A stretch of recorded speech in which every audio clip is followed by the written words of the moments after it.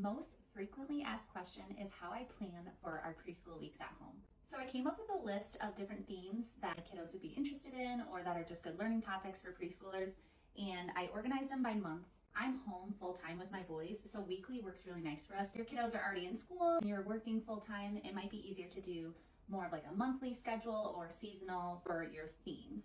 So if you are interested in downloading this, just head to my bio and you'll find it there. So when I'm planning, I try to pick out activities that hit all the different developmental domains. I have this sheet here that I laminated, so I can just do dry erase with it. So when I'm thinking of ideas for the week, I can just jot them down. I can easily get rid of something or change it. So I have learning focuses over here. So then I pick out some activities and I try to hit all these different developmental domains. I usually have multiple sensory activities throughout the week just because my boys love them so much. Our favorites are Play-Doh trays and sensory bins, of course. And I'm focusing on language and literacy. Obviously, we always read books throughout the week. I have featured books that go along with our theme, so we do read alouds.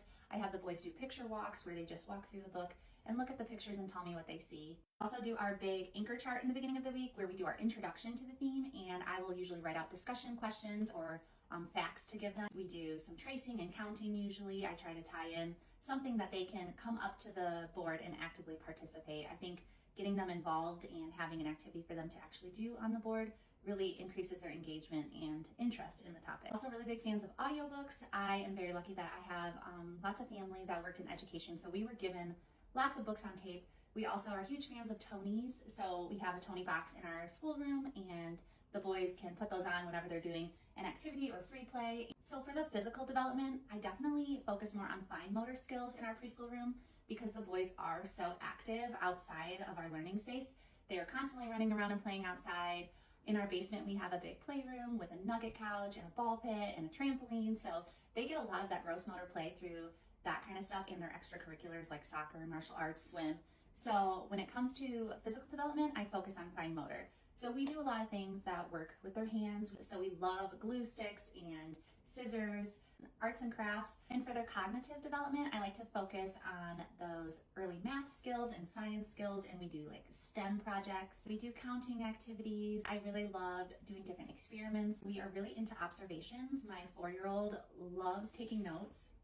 He really just scribbles, but he loves having a notebook and a pencil and a magnifying glass. Always predicting, and we're always trying to make the things around us a learning opportunity, like of how it works, why it does that. So I think those kind of things are great for preschoolers, and it really gets them wanting to learn more. For social and emotional development, I really like to come up with either games or activities where they have to work together or take turns. I also think taking them out into the real world is a great way to work on that social and emotional development.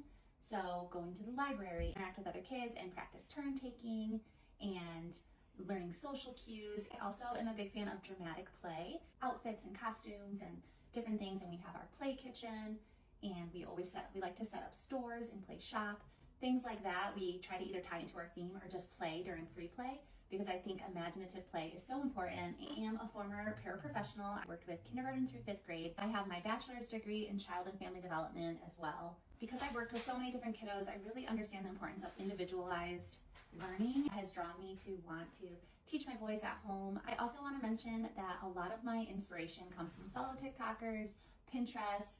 There's a site called Teachers Pay Teachers. If you don't know of it already, you need to check it out because they have so many free resources for all different age groups. And honestly, that's probably my most used resource as a preschool teacher. When I pick a theme, I like to type it in there and just see different learning ideas and activities that I could do with my boys and kind of adjust them to work with us or the materials that we already have or what I think my boys would be more drawn to. Also made up a weekly lesson plan at Dry Erase where I tried to plan out the weeks. I will say I used to do this a lot more, but now especially in the summer, our days are kind of unpredictable. Like if it's a really nice day out, my boys want to stay outside all day long. So that kind of changes up how I do the activities. So I don't necessarily plan activities day by day anymore. I come up with the list of things I want to do, and then I usually have almost everything prepped and ready depending on what it is. My planning time is usually on Sundays where I really get things organized and print off anything I might need.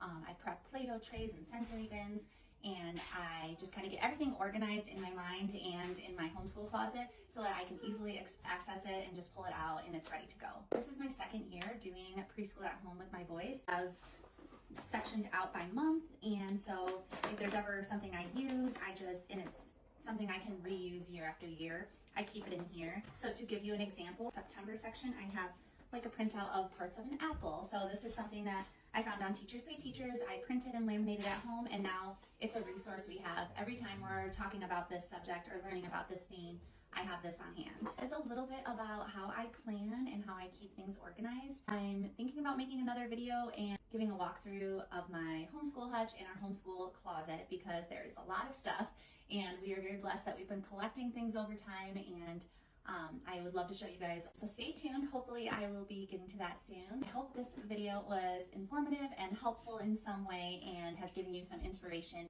Bye.